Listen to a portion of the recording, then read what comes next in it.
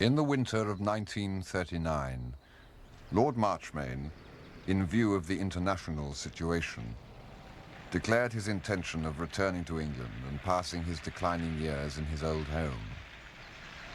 Whatever harsh voices might be bawling into the microphones of Central Europe and whatever lathes spinning in the armament factories, the return of Lord Marchmain took precedence in his own neighbourhood.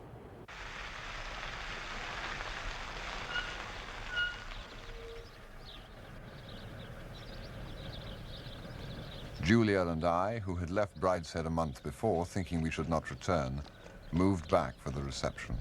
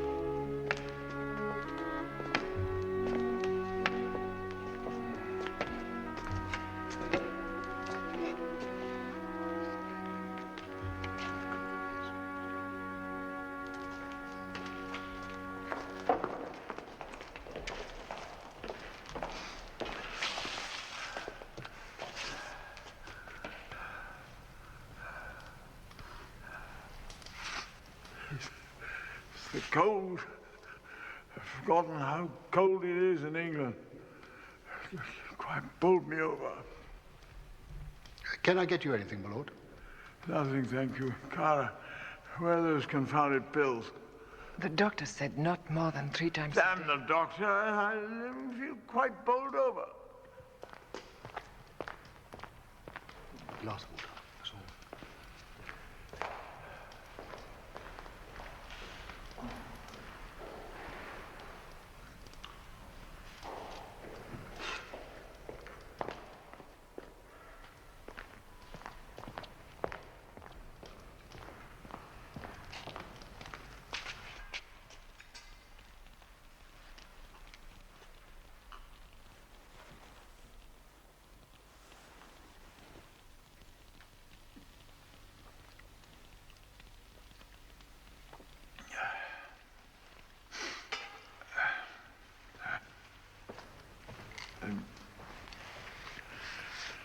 feel tall thing today. The journey was out of me. Ought to have waited night in Dover. Wilcox, which rooms have you prepared for me? Your old rooms, my lord. Oh, won't do. Not till I'm fit again. Too many stairs. Has to be on the ground floor. Plender, get a bed made up for me downstairs. Very good, my lord. Which room shall we put it in, my lord?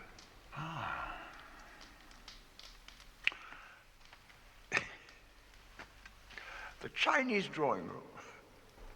Very good, my lord. And Wilcox, the Queen's bed. The Chinese drawing room, my lord. Yeah. And the Queen's bed.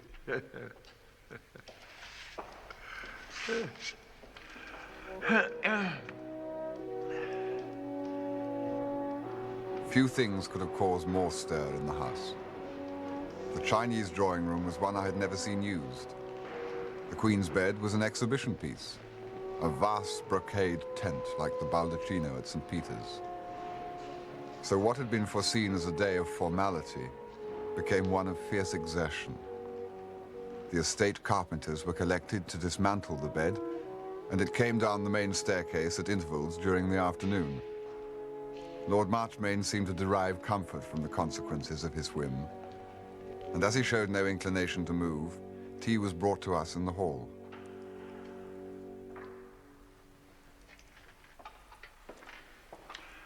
I dare say I shan't really be fit again till the summer comes. Look to you four to amuse me. Tell me the circumstances of Brideshead's courtship. It seems he met her late husband first. They shared the same hobby. What was that? Matchboxes. Admiral Muspratt apparently have one of the finest collections in the country.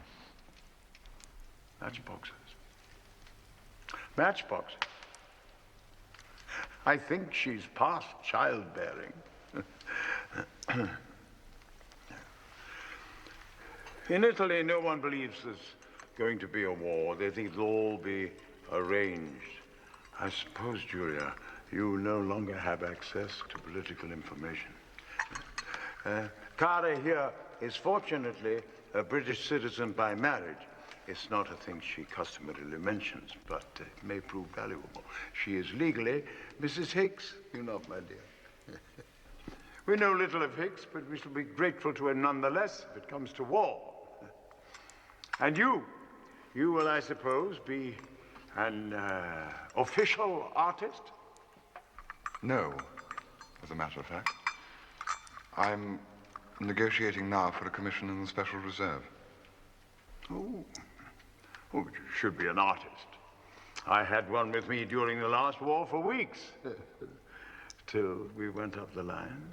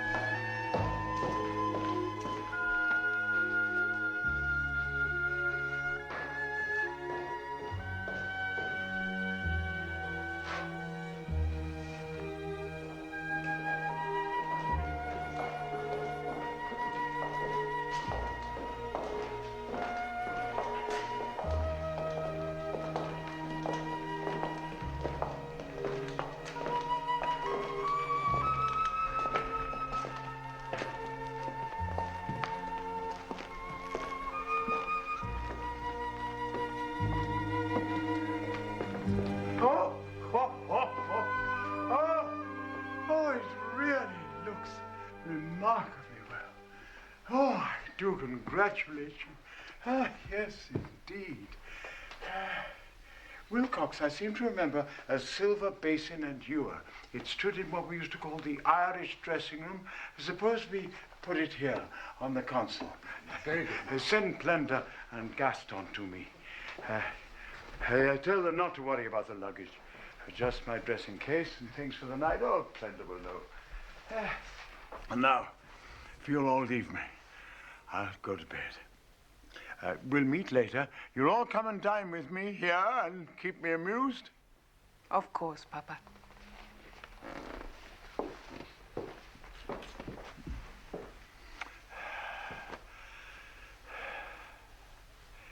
Charles, really looks very well, doesn't it? Very well. You might paint it, eh? Call it the deathbed.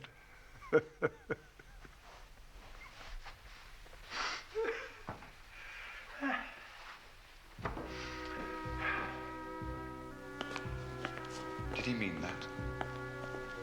Yes, he has come home to die.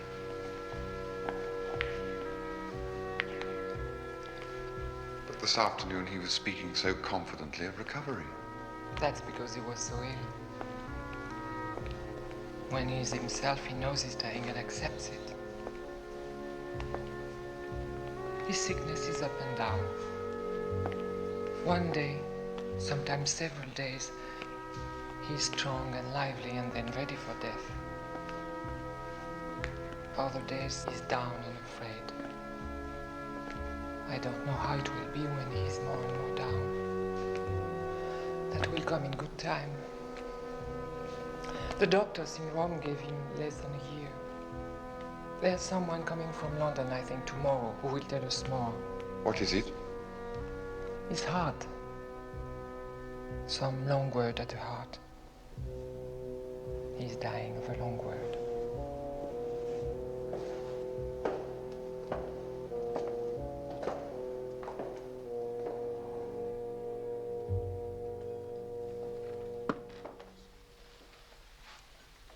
I've not been much moved by family piety until now, but I am frankly appalled at the prospect of Beryl taking what was once my mother's place in this house.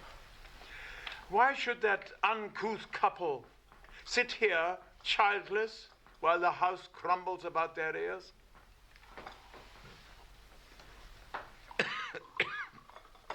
I will not disguise from you that I have taken a dislike to Beryl. Perhaps it was unfortunate that we should meet in Rome. Almost any other place would have been more sympathetic. Yet when one considers it, where could I have met her without repugnance? We dined at Ranieri's, a quiet little restaurant which I have frequented for years. No doubt you know it. Beryl seemed to fill the place. I, of course, was host. But to hear Beryl press my son with food, you would have thought otherwise.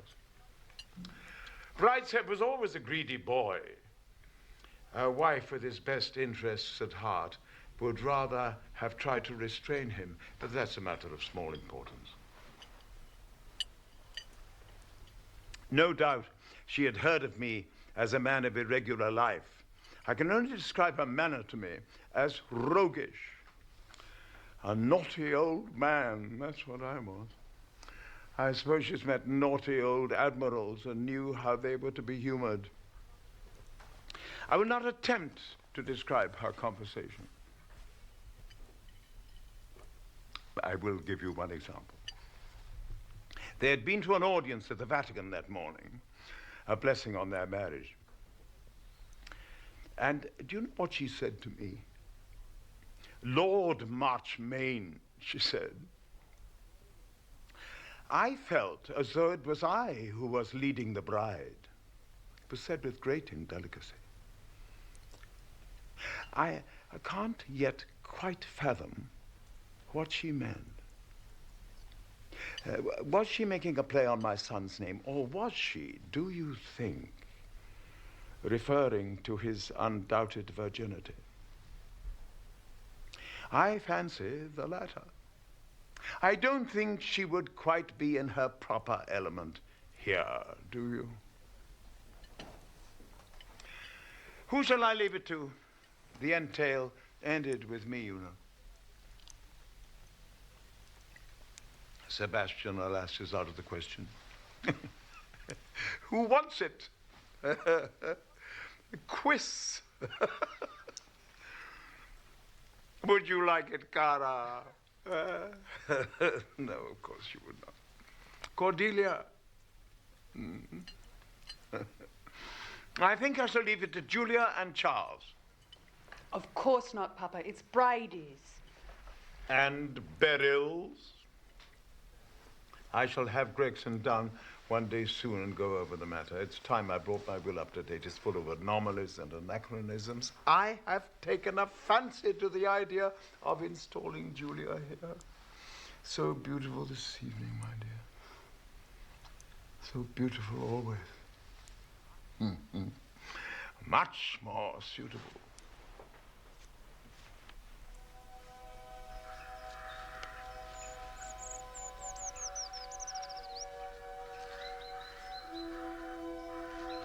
Do you think he really means to leave it to us? Yes, I think he does.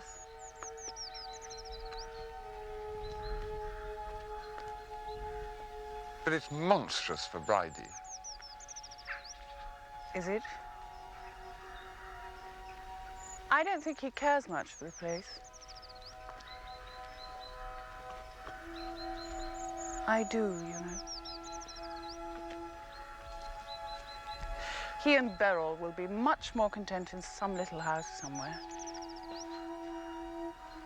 So you mean to accept? Certainly. It's Papa's to leave as he likes.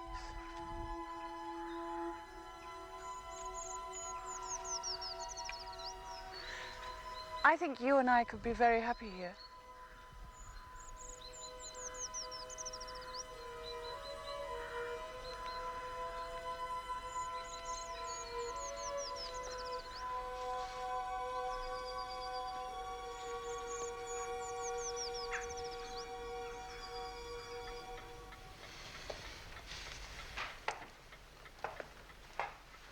Brideshead and his wife returned from their honeymoon and stayed a few nights.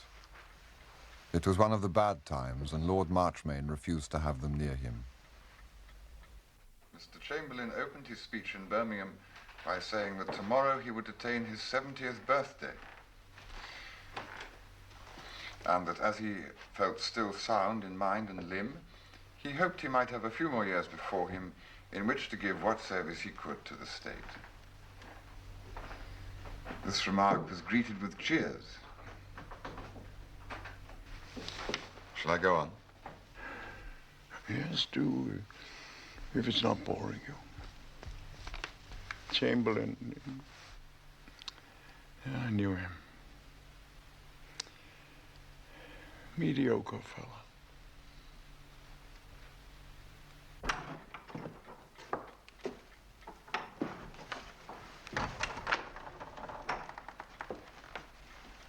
Bridie, I'm sorry. He's terribly tired. He can't see anyone else today. Oh, dear. How very disappointing. Are you quite sure? He's very exhausted. Yes, I do see. Perhaps tomorrow he'll be brighter. Well, I'm afraid Beryl simply can't wait any longer. She has to get back to the children. As you can imagine, this is very distressing for her. She was most anxious to see him. You know, she formed an instant liking to him in Rome. One morning, Father Mackay, the parish priest from Melstead, came to call as a matter of politeness. Oh, don't bother, I'll be all right. Good morning.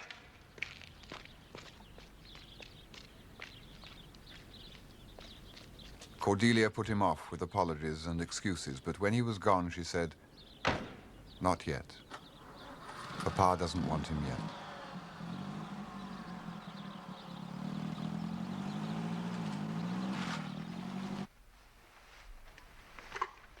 Charles, I see great church trouble ahead. Can't they even let him die in peace?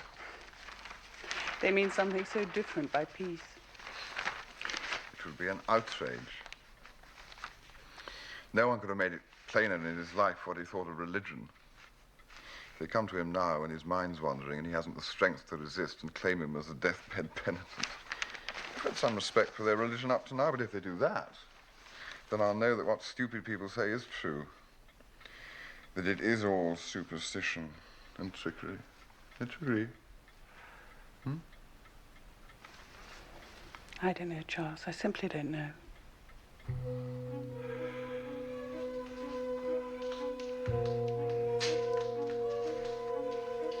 The weeks of illness wore on, and the life of the house kept pace with the faltering strength of the sick man. No, it's too good. I don't believe it. I don't know. No. Cordelia, you didn't let me win on purpose, did you? Of course not, Papa. Wilcox says the painted parlour's ready. Oh. Do you really want to do this?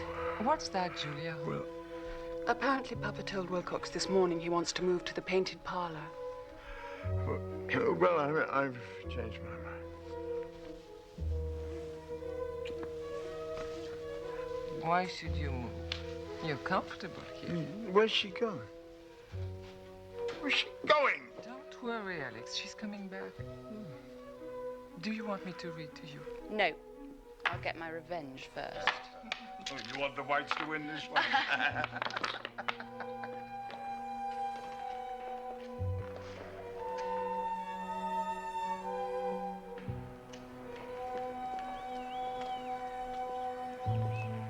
Once, at the end of February, he called for a car and got as far as the north front steps. Then suddenly he lost interest in the drive. No, not now. Later. Sometime in the summer.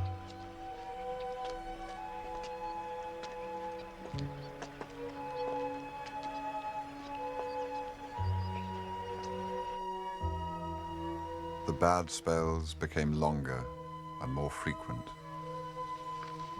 Days and nights became indistinguishable to him. A nurse was engaged.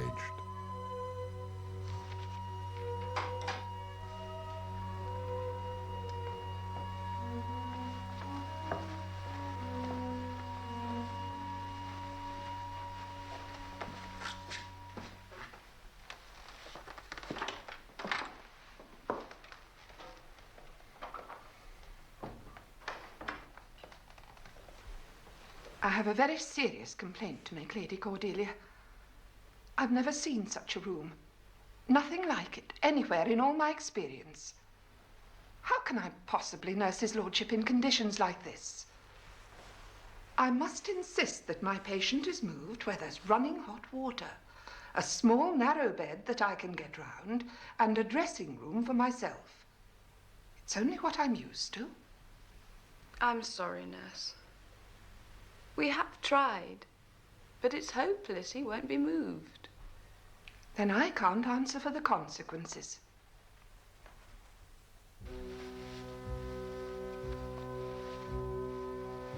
Presently there were no good spells, merely brief fluctuations in the speed of his decline. Bridie was called back. It was the Easter holidays and Beryl was busy with her children. He came alone.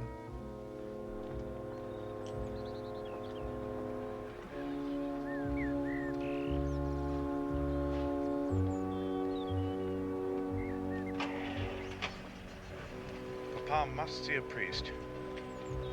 Did Bridie do you think he would? I shall see that he does. I've just asked Father Mackay to come tomorrow. I'll take him in myself.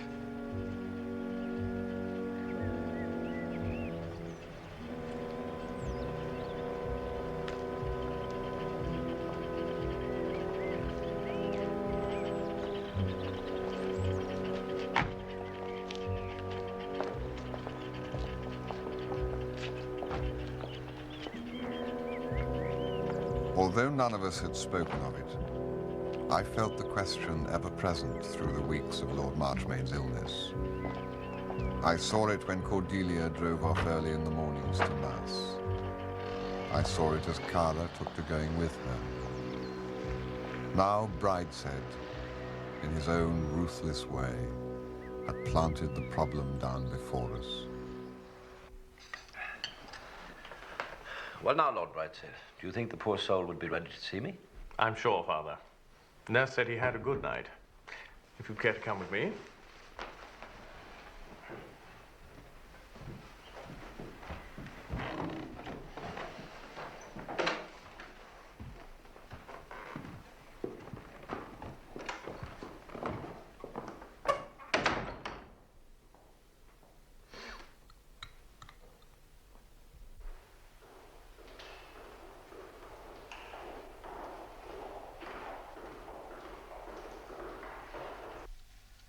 This is all so serious.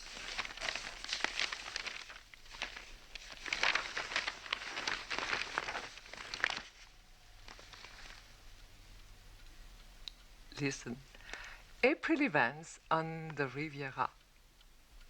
There will be a fete in Monte Carlo, and Mrs. Reginald Fellows has organized a charity gala.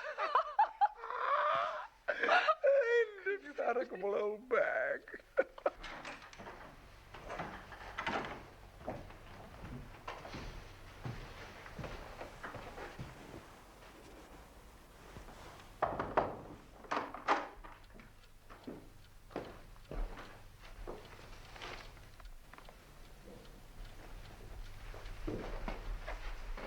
I've brought Father Mackay to see you, Papa.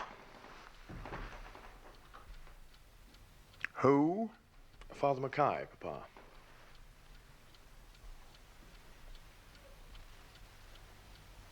Father Mackay, I'm afraid you've been brought here under a misapprehension. I am not an extremist, and I've not been a practicing member of your church for 25 years. Brideshead, I think you should see Father Mackay out, don't you?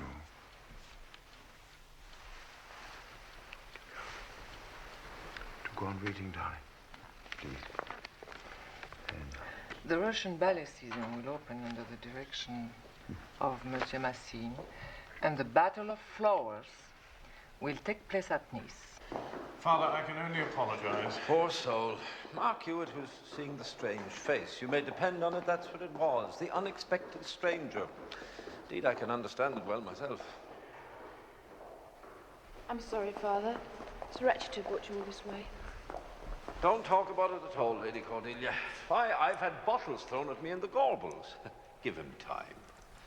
I've known worse cases make beautiful deaths. Now, if you'll excuse me, I'll pay a visit to Mrs. Hawkins. I'll call again. Pray for him. You know your way, Father. Indeed I do.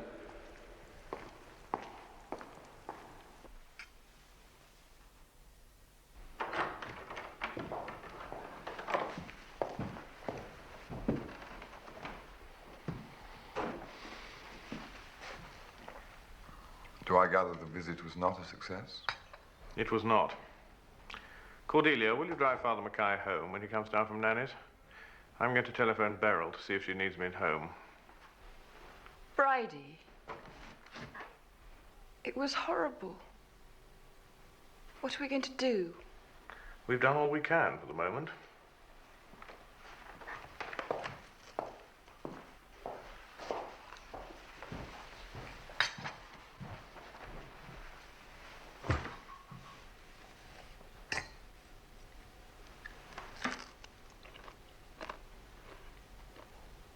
Damn, Bridie.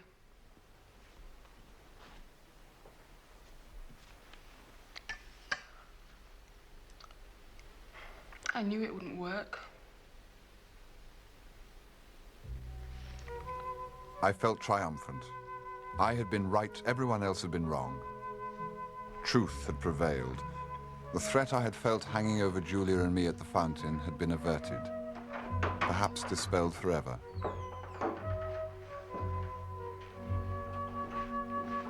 Mumbo Jumbo's off. The witch doctor's gone. Poor Papa. It's great sucks to Bridie. can't quite see why you've taken it so much to heart that my father shall not have the last sacrament. Well, it's such a lot of witchcraft and hypocrisy, isn't it? Is it? It's been going on for nearly 2,000 years. I really don't know why you should suddenly get so excited about it now.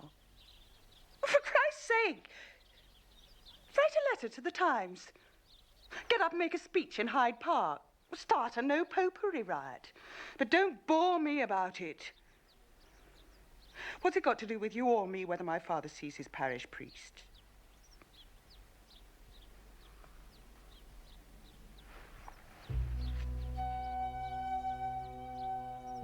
There was also, I can now confess it, another unexpressed, inexpressible, indecent little victory that I was furtively celebrating. I guessed that the morning's business had put Brideshead some considerable way further from his rightful inheritance. In that I was correct. A man was sent for from the solicitors in London that afternoon. It soon became known throughout the house that Lord Marchmain had made a new will. But I was wrong in thinking that the religious controversy was quashed. It flared up again that evening after dinner. What Papa said was, I am not an extremist. I have not been a practicing member of the church for 25 years. Not the church, your church. I don't see the difference. There's every difference. Bridie, it is perfectly plain what he meant. I presume he meant what he said. He meant he was not accustomed regularly to receive the sacrament, and since he was not at that moment dying, he did not intend to change his ways yet. But that's simply a quibble. Why do people always think one is quibbling when one tries to be precise? His plain meaning was that he did not wish to see a priest that day, but that he would when he was in extremis. I wonder if there's any more coffee. I wish somebody would explain to me what the significance of these sacraments is. Do you mean that if he dies without a priest, quite alone, that he goes to hell? And that if the priest is there and puts oil on him... No, it's not the oil. That heals him. Odder still. Well, whatever it is he does, that then he goes to heaven. Now, is that what you believe? I think my nurse told me, or someone did anyway, that if the priest got there before the body was cold, it was all right. That's so, isn't it? No, Cara, it isn't. Certainly not. You've got it all wrong. Do any of you Catholics know exactly what good you think this priest will do? Do you simply want to arrange it so that your father can have a Christian burial? Or do you want to keep him out of hell? I only want to be told. They're the same thing. To keep out of hell, as you put it, and to have a Christian burial, he must make an act of the will. He has to be contrite and wish to be reconciled. Only God knows whether he has made that act of will. You mean sometimes the priest doesn't know? Not necessarily. So it's quite possible that the will may still be working when a man is too weak to make any outward sign of it. He may be lying as though dead. Yes, and willing all the time to be reconciled. God understands that. So does the church. So she is able to give him the last sacrament. I never heard that before. So, if the priest isn't there, and he makes the act of will alone, that's as good as if there is a priest, is that right? More or less. Well, for heaven's sake, what's the priest for?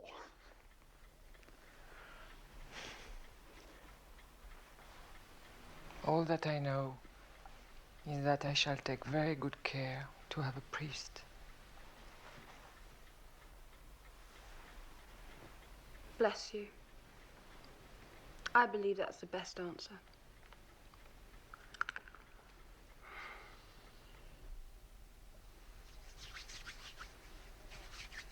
I wish you wouldn't start these religious arguments.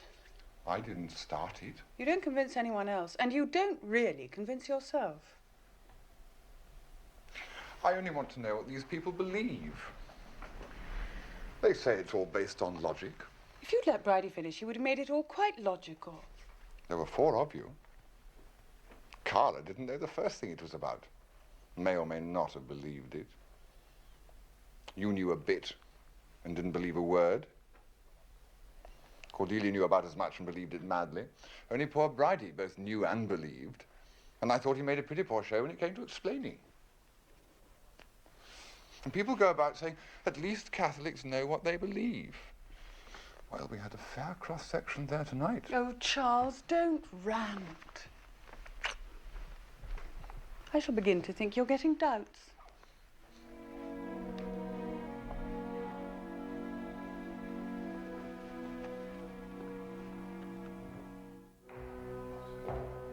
The weeks passed, and still Lord Marchmain lived on. In June, my divorce was made absolute. Julia would be free in September.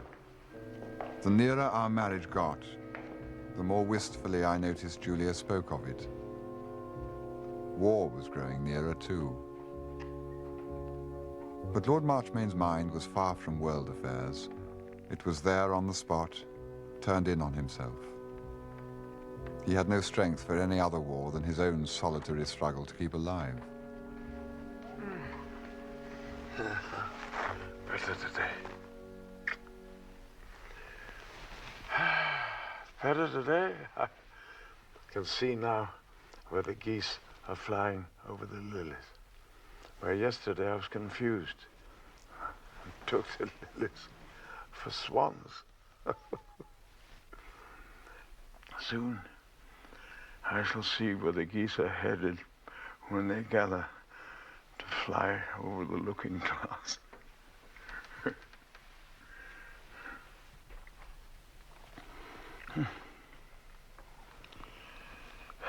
Better tomorrow. We live long in our family. Married late. 73. No great age. Aunt Julia, my father's aunt, lived to be 88. Born and died here. Never married. Saw the fire on Beacon Hill for the Battle of Trafalgar. Always called it the new house. That was their name for it in the nursery and in the fields when unlettered men had long memories. You can see where the old house stood, near the village church. I called the field Castle Hill. Horlick's field, where the ground's uneven, and most of it waste, nettle, and briar, in hollows too deep for plowing. Those were our roots in the waste hollows of Castle Hill. We were knights then, barons since Agincourt. The larger honors came the last, and they'll go the first. Baron, it goes on. When Brideshead's buried, Julia's son will be called by the name his fathers bore before the fat days. The days of wool shearing and the wide cornlands. The days of growth and building, when the marshes were drained and the wasteland brought under the plough.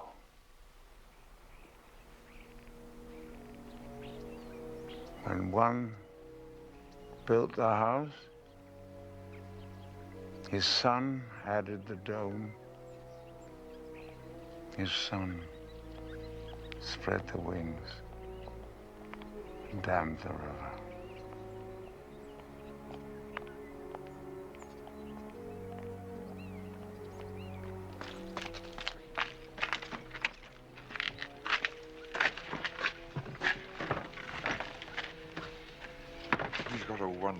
will to live, isn't he?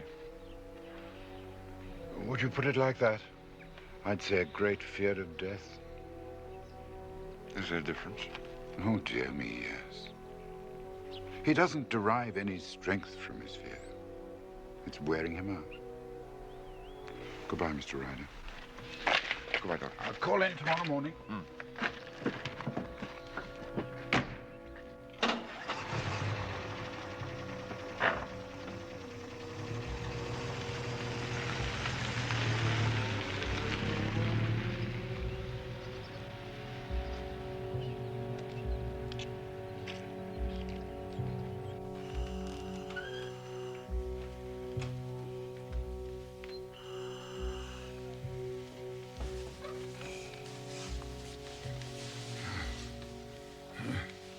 Better today. Lived carefully. Protected myself from the cold winds. Eaten moderately of what was in season.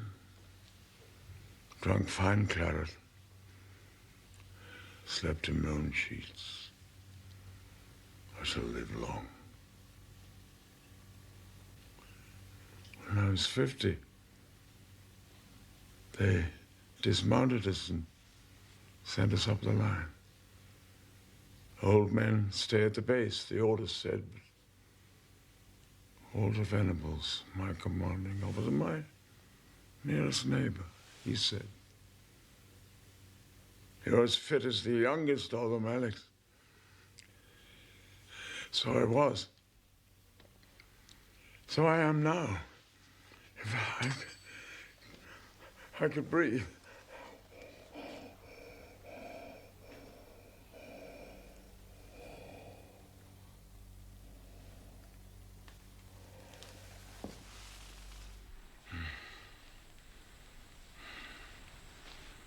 When summer comes, I shall leave my bed and sit in the open air, breathe more freely. When the wind comes down the valley, and the man can turn to meet it, fill himself with air, like a beast of water. God take it, wife, they dug this hole for me. Just a man stifled to death in his own cellar. Prender, Gaston, open the windows. The windows are all wide open, my lord. It's empty. Look, nurse, nothing comes out. No, Lord Marchmain, it's quite full. You can tell from this dial here. It's at full pressure. Listen, can't you hear it hiss? Now. Try and breathe slowly, Lord Marchmain. Quite gently. Then you'll get the benefit. There.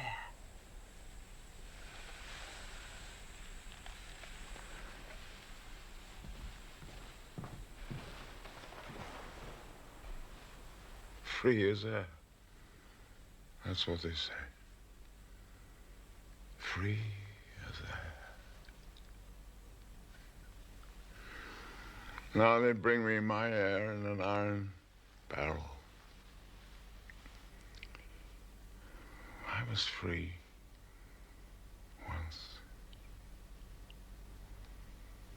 I committed a crime in the name of freedom.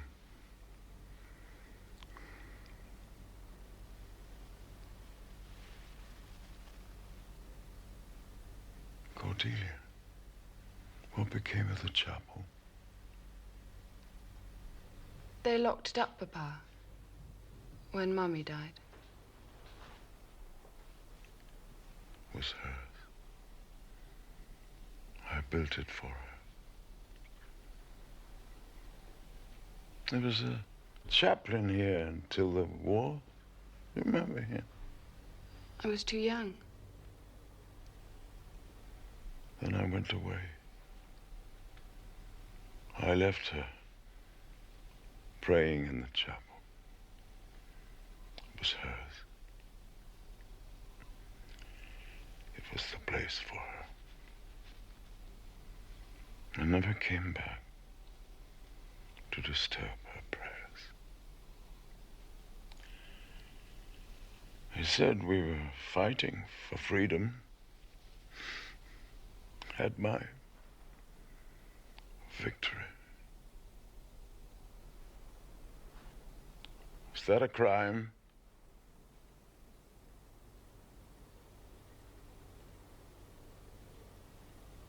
I think it was, Papa.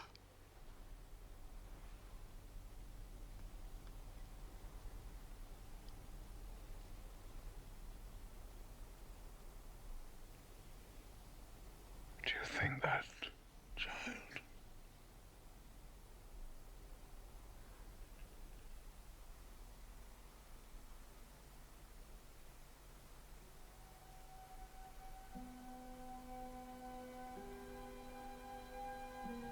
Thus Lord Marchmain lay dying, wearing himself down in the struggle to live.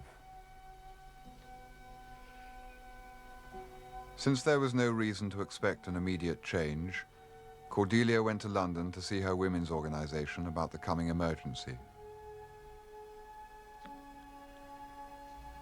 That day, when Julia and I were alone with Kara, he became suddenly worse.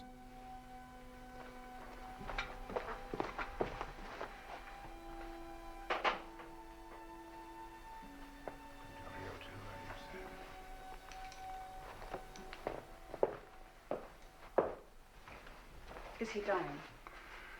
It's difficult to say. When he does die, it'll probably be like this. He may recover from the present attack. The only thing is not to disturb him. The least shock will be fatal. I'm going to telephone Father Mackay.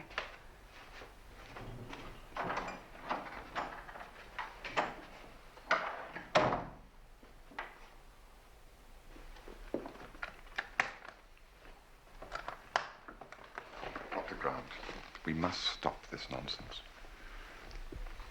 My business is with the body. It's not my business to argue whether people are better alive or dead or what happens to them after death. I only try to keep them alive. And you said just now that the least shock would kill him. What could be worse for a man who fears death as he does than to have a priest brought to him? A priest he turned out when he had the strength. I think it may kill him. Then you will forbid it. I have no authority to forbid anything. I can only give an opinion. Doctor. Excuse me.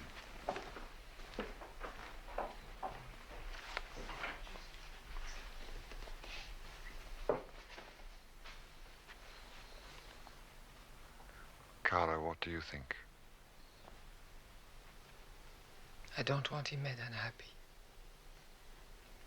That is all there is to hope for now, that he'll die without knowing it.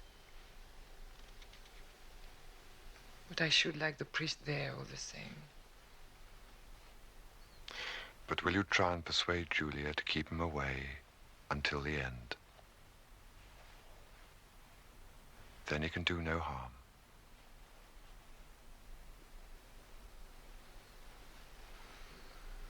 I will ask her to leave Alex happy. Yes.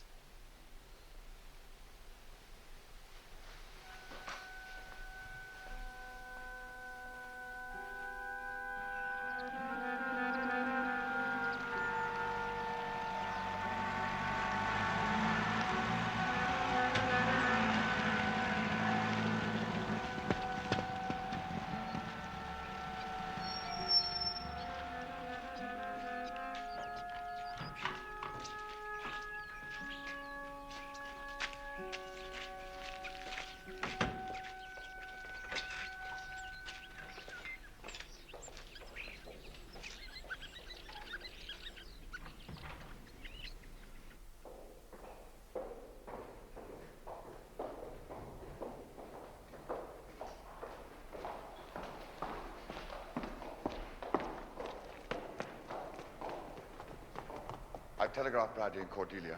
I hope you agree that nothing should be done until they arrive. I wish they were here now. You can't take the responsibility alone. Everyone else is against you. Dr. Grant, tell her what you told me just now. I said that the shock of seeing a priest might well kill him. Without that, he may survive this attack. As his medical man, I must protest against anything being done to disturb him. Cara. I know you're doing for the best, Julia. But you see, Alex was not a religious man. He scoffed always. We mustn't take advantage of him now he's weak to comfort our own consciences. If Father Mackay comes to him when he's unconscious, then he can be buried in the proper way. Can he not, Father? I'll go and see how he is. Father Mackay, do you remember how Lord Marchmain greeted you the last time? Do you think it possible he can have changed now? And thank God, by his grace, it is possible. Perhaps you could go in while he's sleeping. Say the words of absolution over him. He would never know. I've seen so many men and women die. I never knew them sorry to have me there at the end. Yes, but they were Catholics. Lord Marchmain has never been one except in name. Well, at any rate, not for years. He was a scoffer. Cara said so.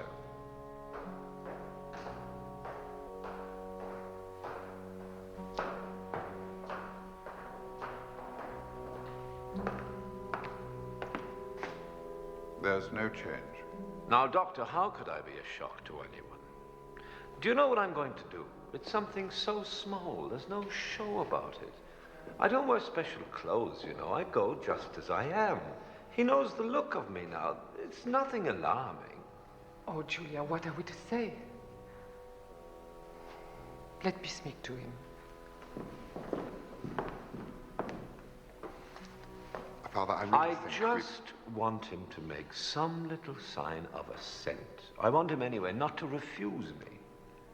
Then I want to give him God's pardon.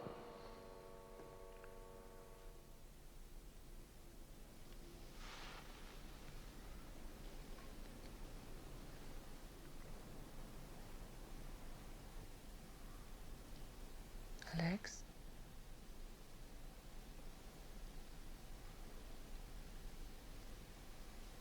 You remember the priest from Melstead, Father Mackay? You were very naughty with him when he came to see you. You hurt his feelings very much.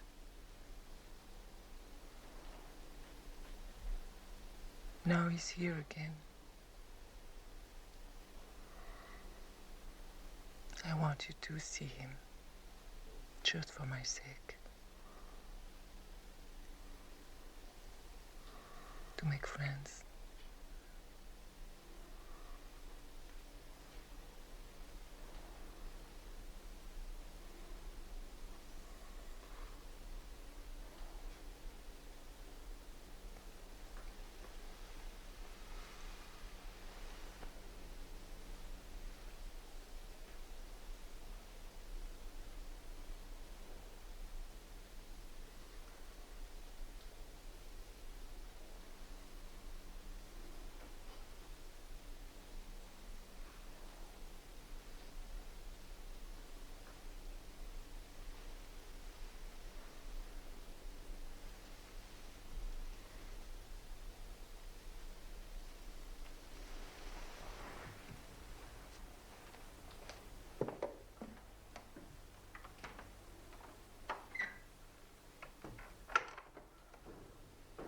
Though it's not essential, I wanted to anoint him.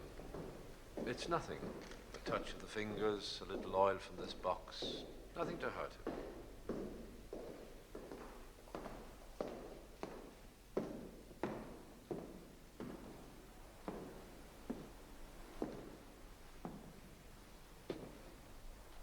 I don't think he heard me. I thought I knew how to put it to him. But he didn't answer me. If he is unconscious, It couldn't make him unhappy to see the priest, could it, Doctor?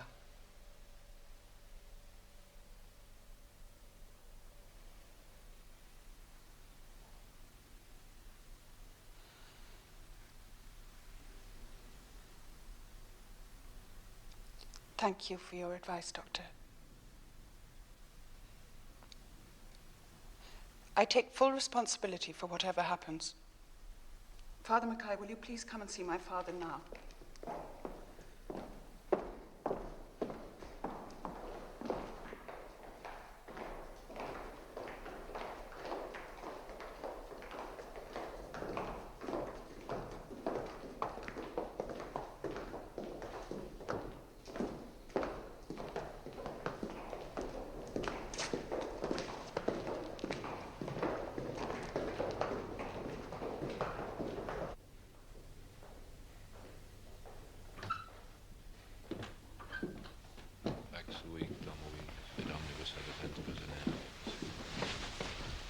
You won't disturb him now. Do you mean it? No, no. It is past noticing anything.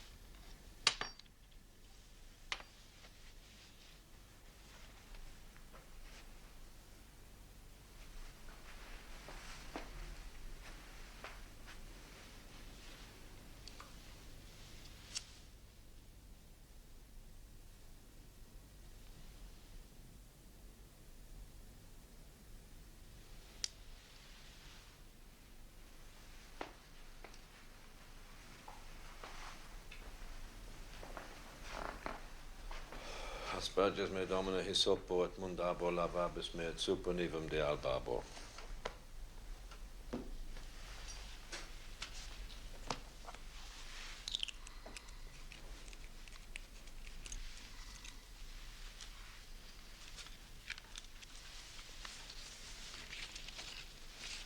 Now, I know that you are sorry for all the sins of your life, aren't you? Make a sign if you can. You are sorry, aren't you? Try and remember your sins and tell God that you are sorry. I'm going to give you absolution. And while I'm giving it, tell God that you are sorry that you have offended him.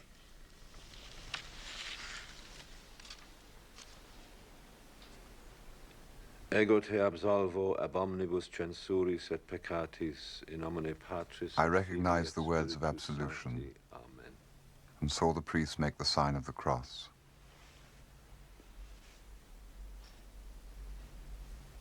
Then I knelt too and prayed.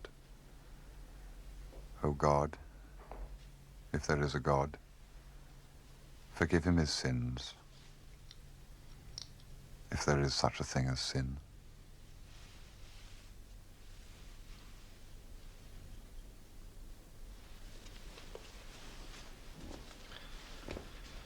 Per istam sanctam unctionem et suam piissima misericordiam indulget tibi, Dominus, quid deliquisti. Amen.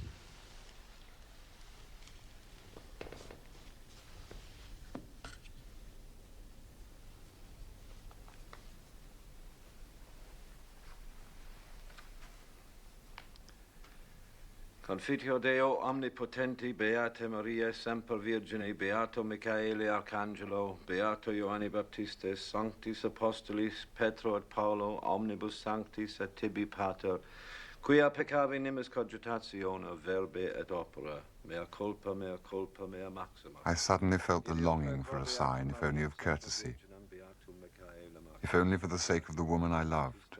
who knelt in front of me praying I knew for a sign.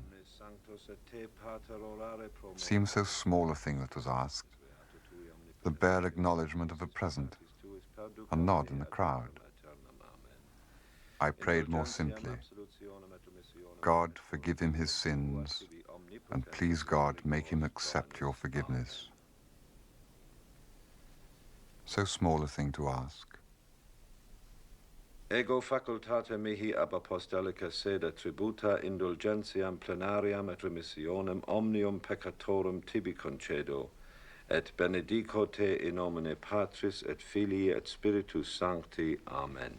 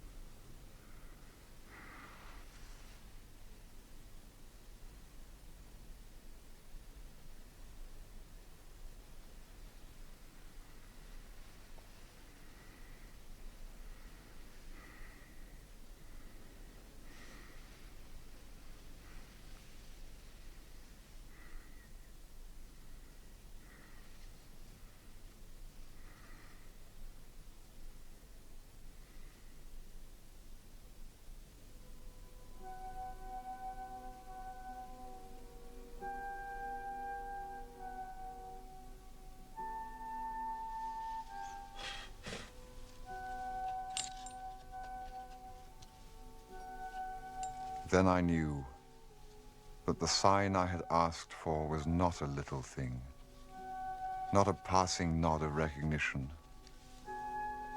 And a phrase came back to me from my childhood of the veil of the temple being rent from top to bottom.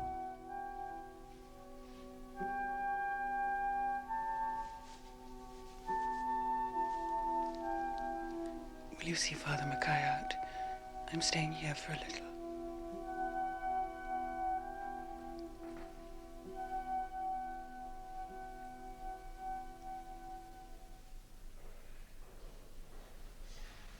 Now that was a beautiful thing to see. I've seen it happen that way again and again. The devil resists to the last moment, and then the grace of God is too much for him. You're not a Catholic, I think, Mr. Ryder, but you'll be glad for the ladies to have the comfort of it. Father, we should give you something for your trouble. Oh, don't think about it, Mr. Ryder. It's a pleasure. But anything you care to give is useful in a parish like mine.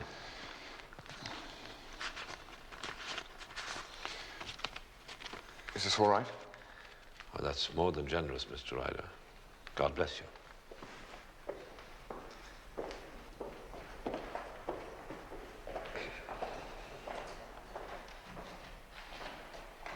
I'll call again later, but I don't think the poor soul has long for this world. Goodbye.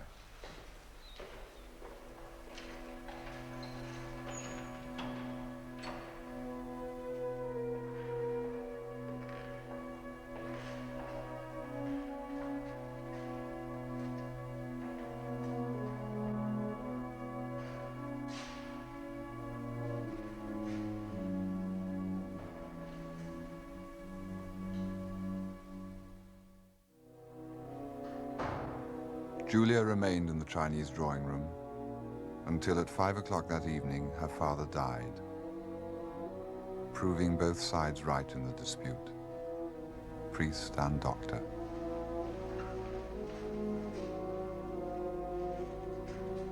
Lord Marchmain's passed away, sir. It was very peaceful.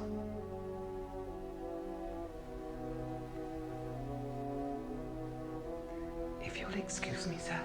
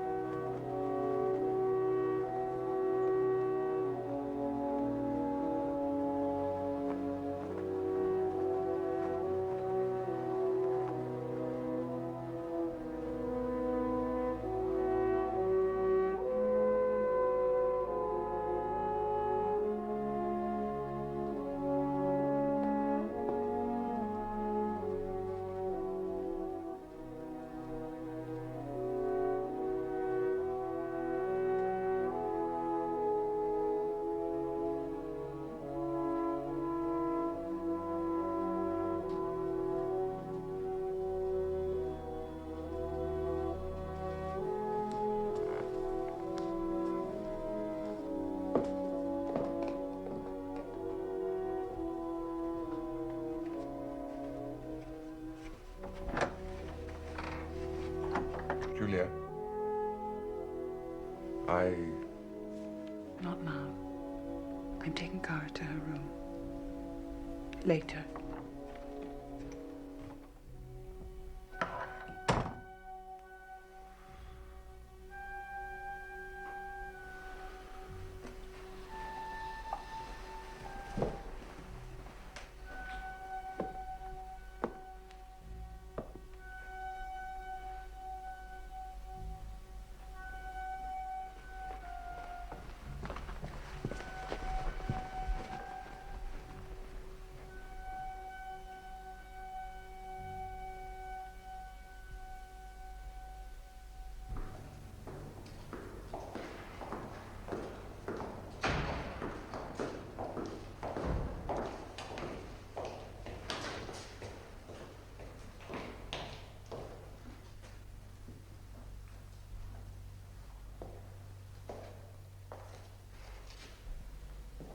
Thus, I come to the broken sentences, which were the last words spoken between Julia and me. The last memories. While she was still upstairs, Brideshead and Cordelia arrived from London.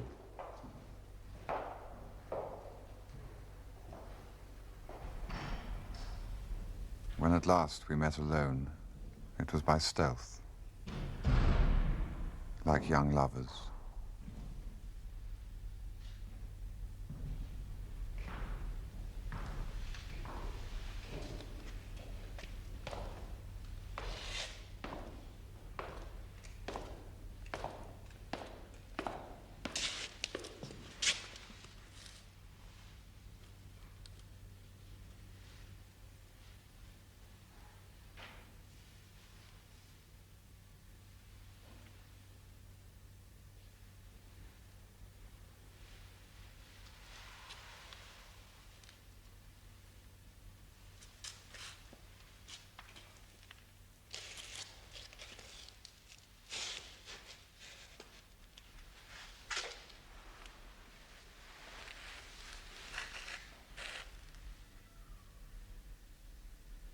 Here on the stairs a minute to say goodbye. so long to say so little.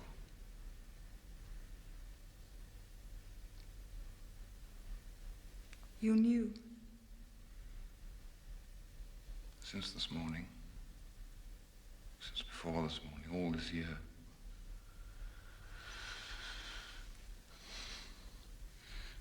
I didn't know till today.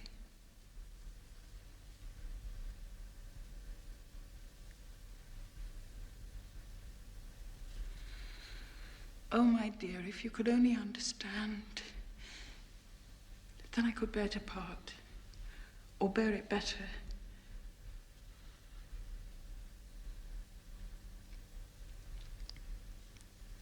I'd say my heart were breaking if I believed in broken hearts.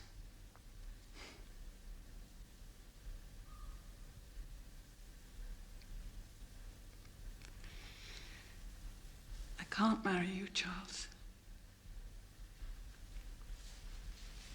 I can't be with you ever again. I know. How can you know?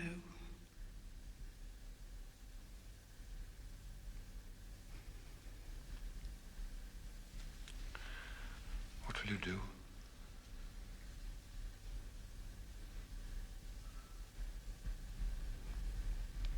Just go on. Alone.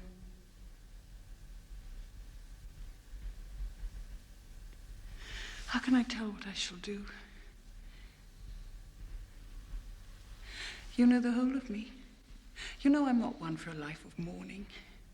I've always been bad. Probably I shall be bad again. Punished again.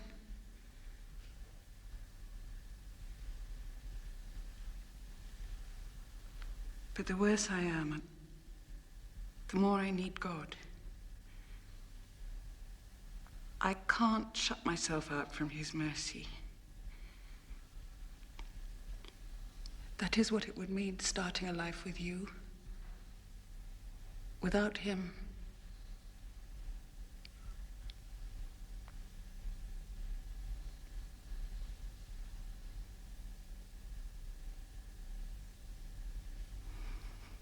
One can only see one step ahead. But I saw today there's one thing unforgivable. Like things in the schoolroom. So bad, they're unpunishable. That only Mummy could deal with. The bad thing I was on the point of doing that I'm not quite bad enough to do. To set up a rival good to God's.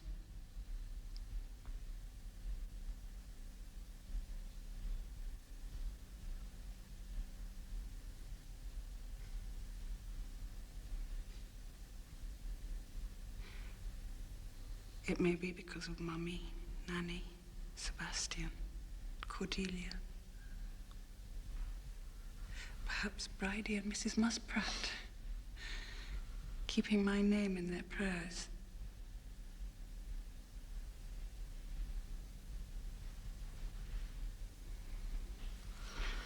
Or it may be a private bargain between me and God.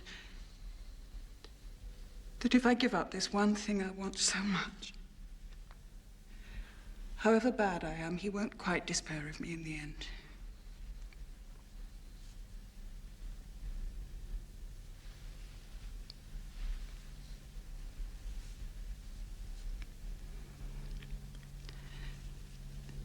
Now we shall both be alone.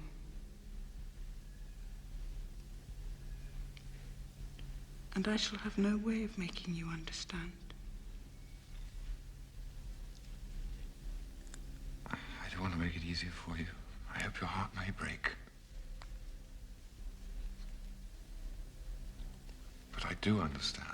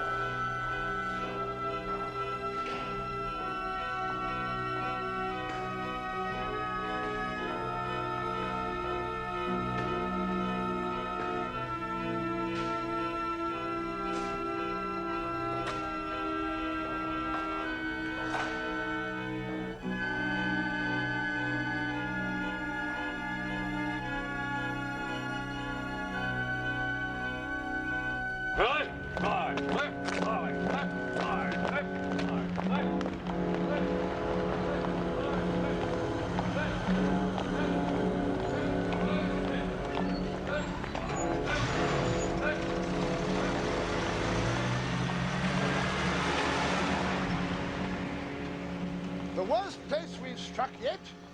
No facilities, no amenities, and brigade headquarters arriving next week, sitting right on top of us. Marchmain, the town, is 10 miles away and damn all when you get there. It will therefore be the first concern of company officers to organize recreation for their men. M.O., I want you to take a look at the lakes to see if they're fit for bathing. Very good, sir. Brigade expects us to clean up the house for them. I should have thought some of those half-shaven scrimshankers I see lounging around headquarters might have saved us the trouble. However,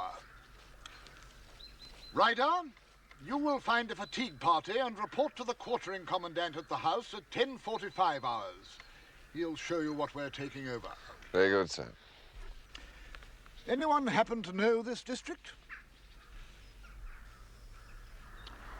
That's all then. Get cracking.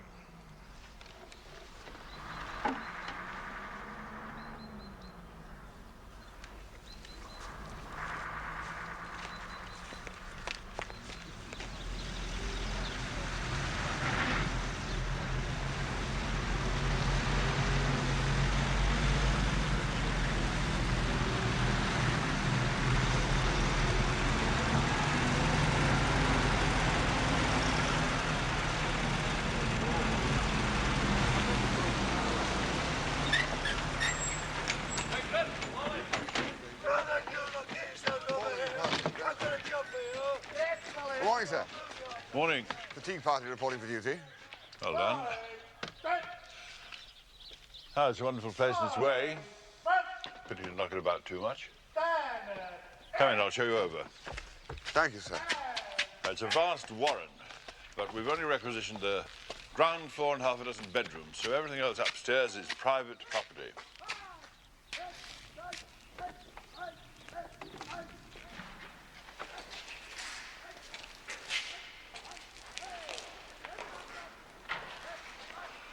The caretaker and a couple of old servants live at the top. There won't be any trouble to you. The chapel is open. Inbounds to the troops, and a surprising number use it. The place belongs to Lady Julia Flight, as she calls herself now. She used to be married to Mottram, the minister, for whatever it is. She's abroad on some women's service. I try to keep an eye on things for her.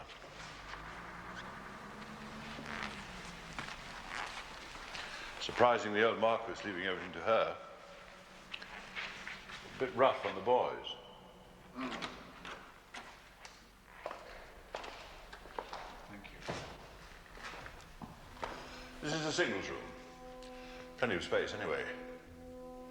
The last lot made absolute hay of the place. Rather a shame. Pity we didn't have those paintings covered up. Modern work, I think. But if you ask me, quite the prettiest in the place. Somebody's made rather a beast of himself there. Destructive beggars soldiers are. You see that fountain out there?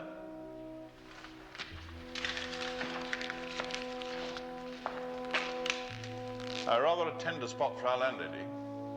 The young officers used to lark about in it on guest nights, and it was all looking a bit the worse for wear. So I boarded it up and turned the water off. Florid great thing, isn't it?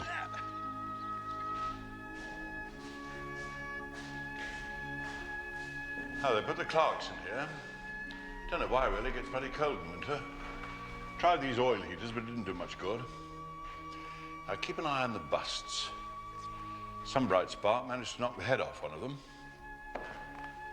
Playing indoor hockey, if you please. Don't worry. It won't be charged to your lot.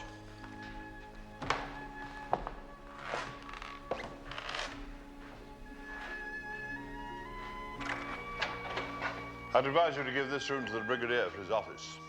The last one took it. Next door's no good. He's got a bloody great bed in it. And a load of Chinese furniture. Always reminds me of one of the Costa knocking shops. You know, La Maison Japonaise.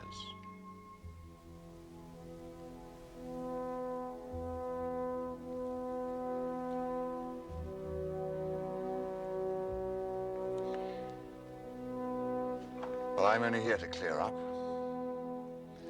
Someone from brigade will allot the rooms. Well, you've got an easy job, haven't you?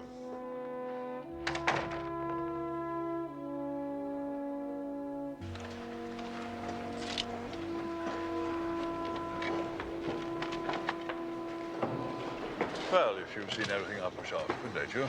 Good day, sir.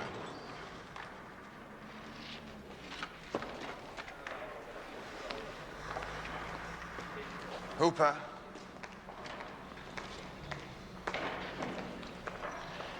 Is there any chance I can safely leave you in charge of the working party for half an hour?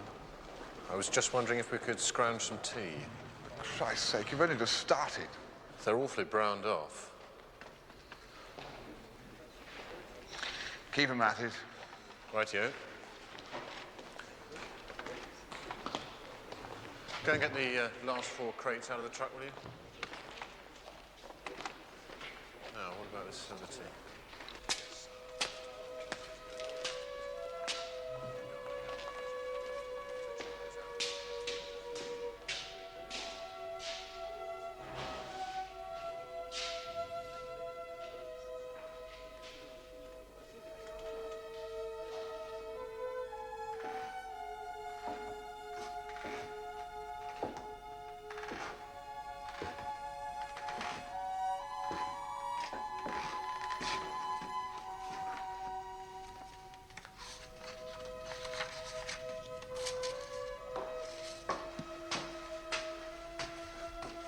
Isn't it Mr. Ryder? It is. I was wondering when I'd meet somebody I knew. Mrs. Hawkins is still in her old room. I was just going to take her some tea. I'll take it for you. Very good, sir.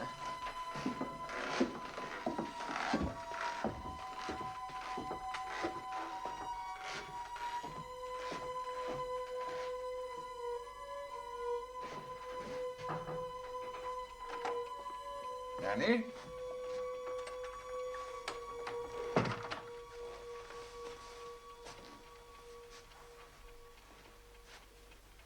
Hello?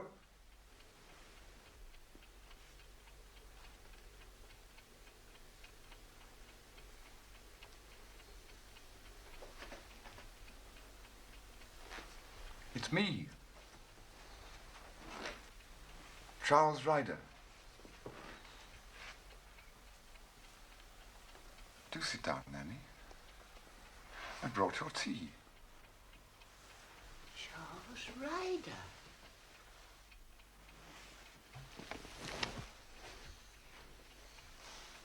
Lady Julia's not here. Only myself here and the two girls and poor Father Membling, who was blown up.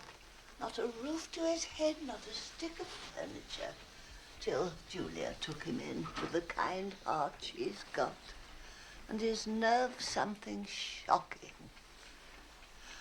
Oh, did you listen to Mr. Mottram last night? Oh, very nasty about Hitler he was. I said to Effie, the girl who does for me, I said, if Hitler was listening and if he understands English, which I doubt, he'll feel very small.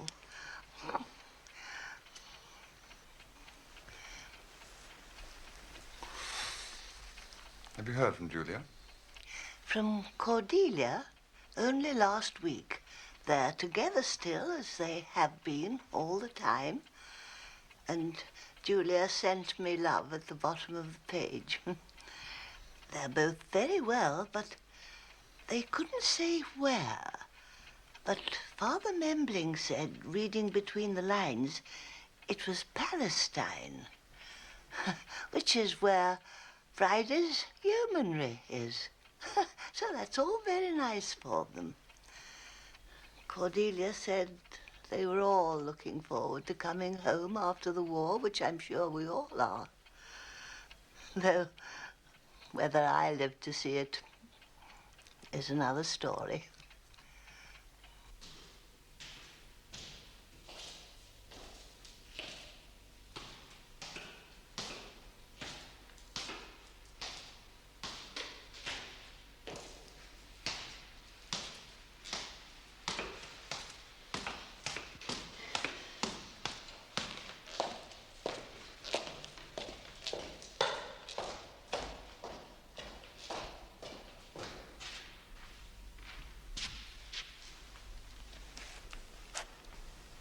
Well, where on earth are the men, Hooper?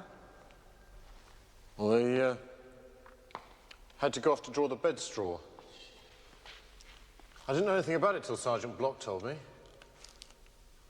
I don't know whether they'll be coming back. Don't know. What orders did you give? Well, I told Sergeant Block to bring them back if he thought it was worthwhile. If there'd be time between now and dinner. You've been hotted again, Hooper. That straw wasn't to be drawn till 6 this evening. Oh, Lord. Sorry, Ryder. It was Sergeant Block. No, it was my fault for going away. Fall in the same party immediately after lunch, bring them back here and keep them here until the job's done. Right here.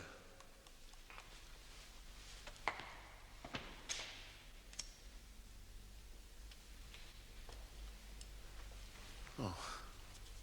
Thanks.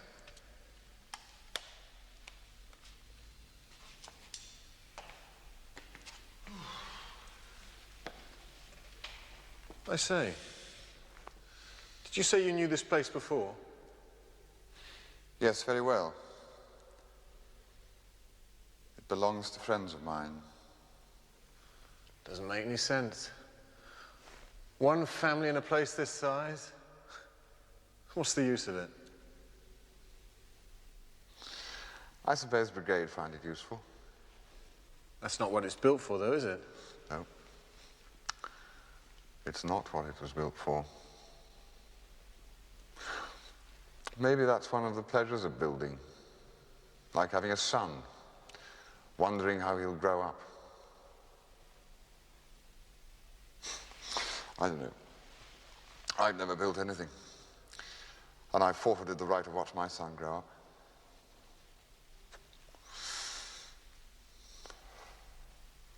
I'm homeless, childless, middle-aged, and loveless, Hooper.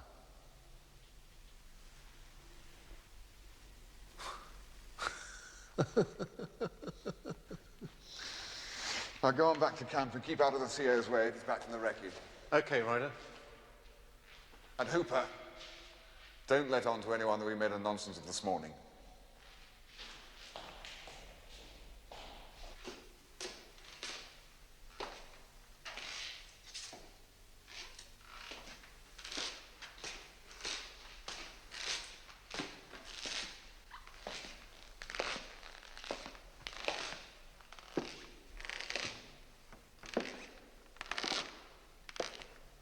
The chapel showed no ill effects of its long neglect.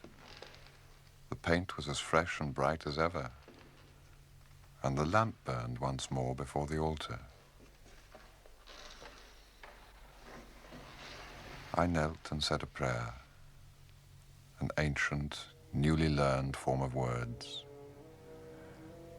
I thought the builders did not know the uses to which their work would descend. They made a new house with the stones of the old castle.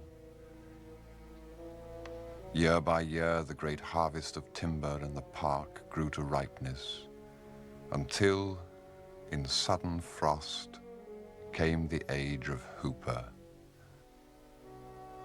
The place was desolate, and the work all brought to nothing.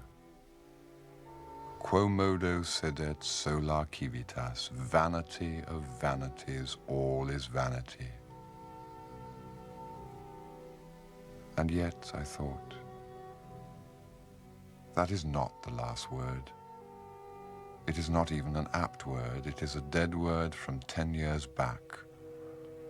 Something quite remote from anything the builders intended had come out of their work, and out of the fierce little human tragedy in which I played, something none of us thought about at the time. A small red flame, a beaten copper lamp of deplorable design relit before the beaten copper doors of a tabernacle.